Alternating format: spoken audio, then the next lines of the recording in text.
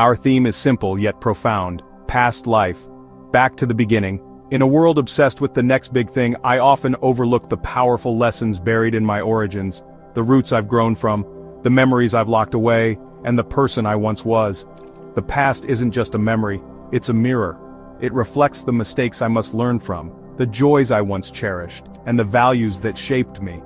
Going back to the beginning isn't about living in the past.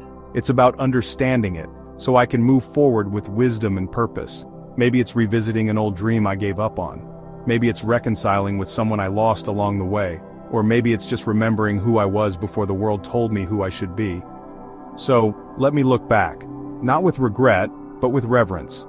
Let me reconnect with my beginning, realign with my purpose, and reignite the passions that time tried to bury. Because the road ahead is clearer when I know where I began.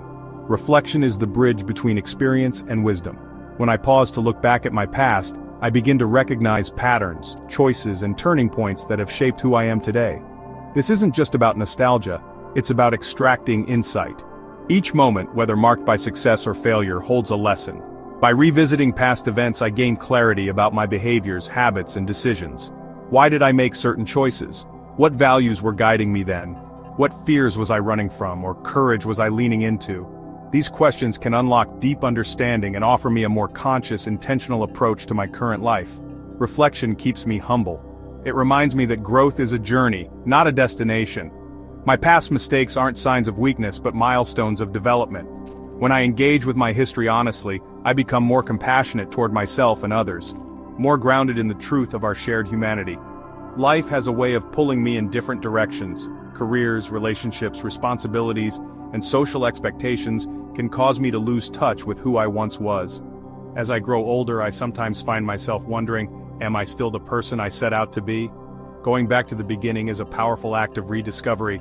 My past identity holds traces of my purest desires, the things that once lit me up before fear or practicality stepped in. Think back to your childhood or youth. What did you love without hesitation? Who were you when no one was watching? These glimpses can help me reconnect with authenticity. Rediscovering identity also means reclaiming parts of myself I may have suppressed. Perhaps I was once bold, creative, or vulnerable in ways I no longer allow myself to be. Tapping back into those qualities doesn't mean regressing, it means reintegrating the lost pieces that once made me whole.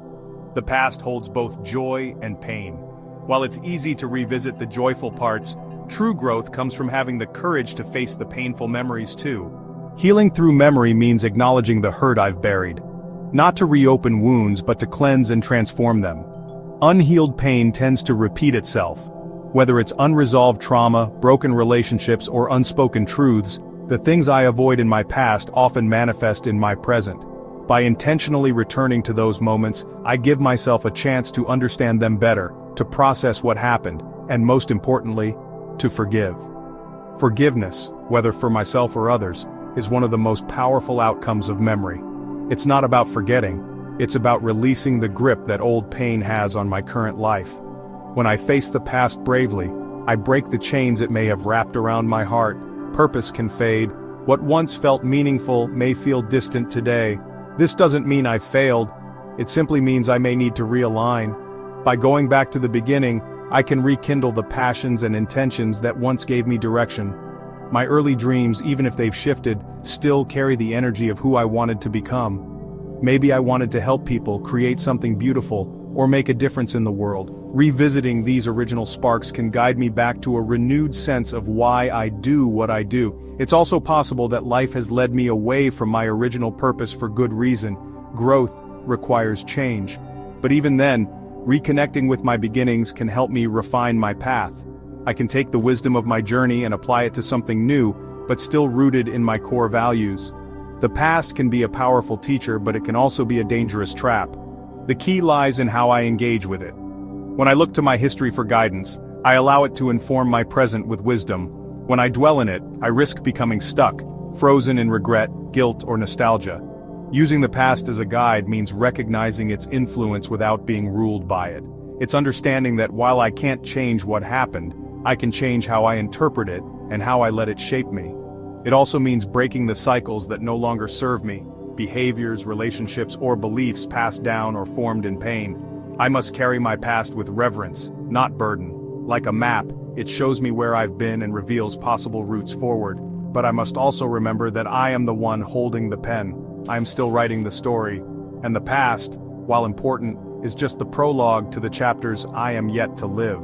So as I stand here, reflecting on the idea of past life, back to the beginning, let me not view the past as something distant or irrelevant, but as a compass, a mentor, and a mirror.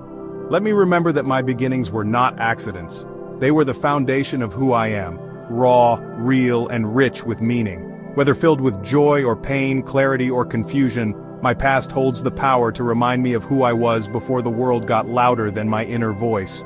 I go back to the beginning not to relive the past, but to reclaim what time tried to take, my identity, my purpose, my truth, because sometimes the most powerful step forward is the step I take back.